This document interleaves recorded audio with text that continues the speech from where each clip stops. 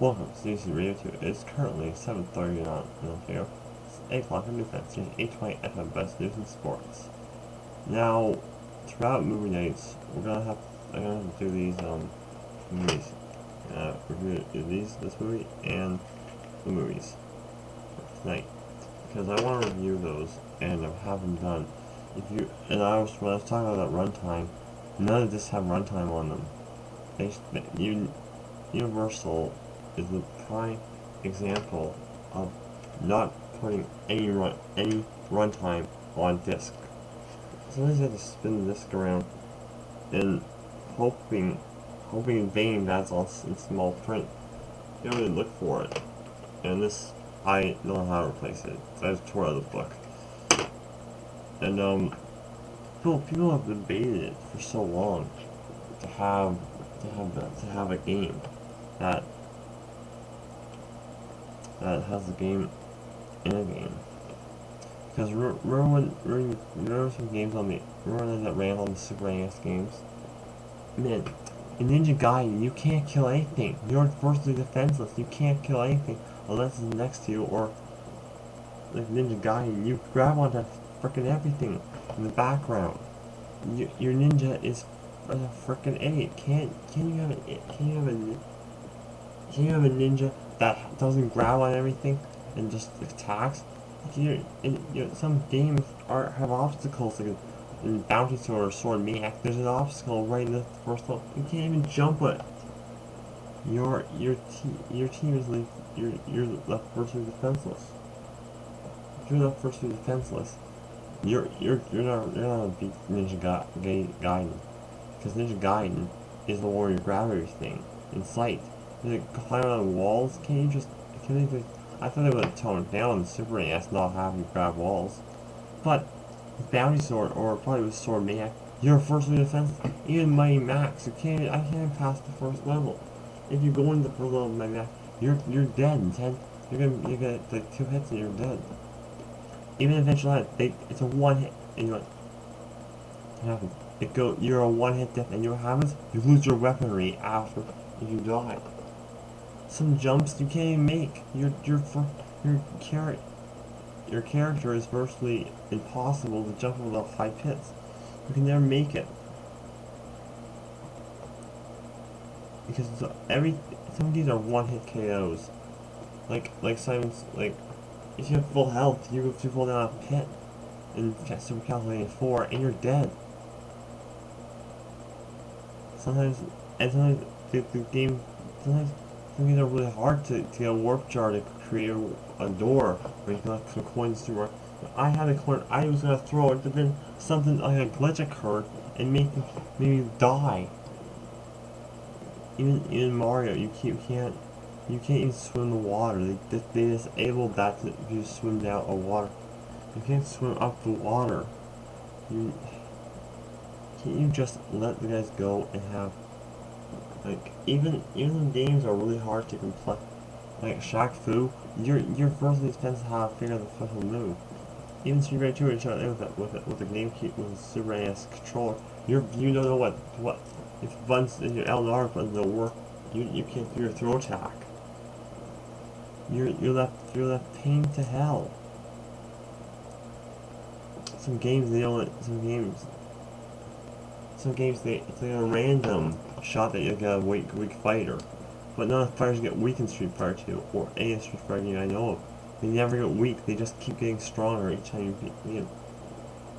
The only one that can kick ass in Street Fighter 2 is the sumo wrestler, E Honda. He can easily pick through and slam. Cammy is the one that really kicks ass in Super Street Fighter 2, the new challengers. When new challengers came up, that's when they added T-Hawk, DJ, Fei Long, and Cammy. Because they were when Super Street 2 Turbo, you could actually activate Shadow Law people. You actually activate the Shadow Laws to come. But in Street Fighter 2, you only beat the players that were available. You weren't able to pick Shadow Law people. In other Street Fighter, you were allowed to pick the Shadow Law people. But with Street Fighter, with some games that I picked up are in Japanese. report the Super Nintendo and not having an English translation translated to English that like Super Back to the Future 2. That game was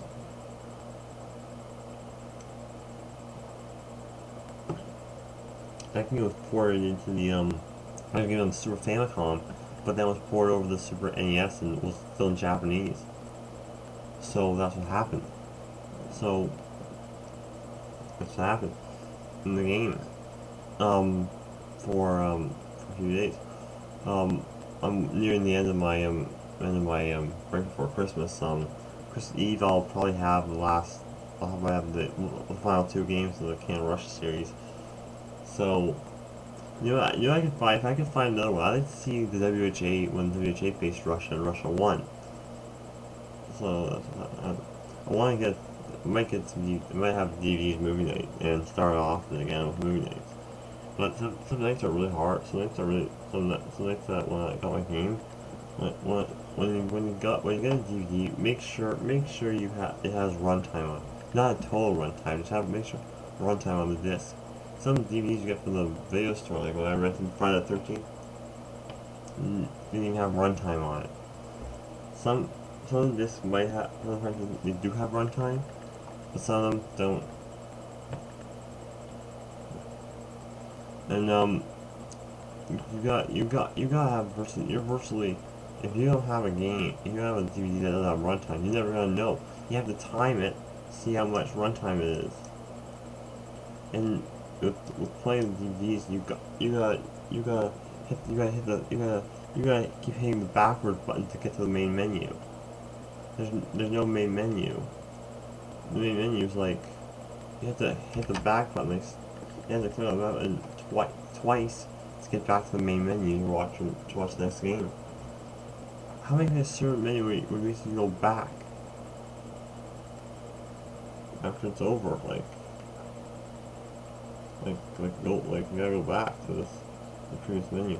Some menus are like previous. Sometimes DVDs you can stop them, but if you stop them again, they won't resume at the start. You gotta flip through scene selection.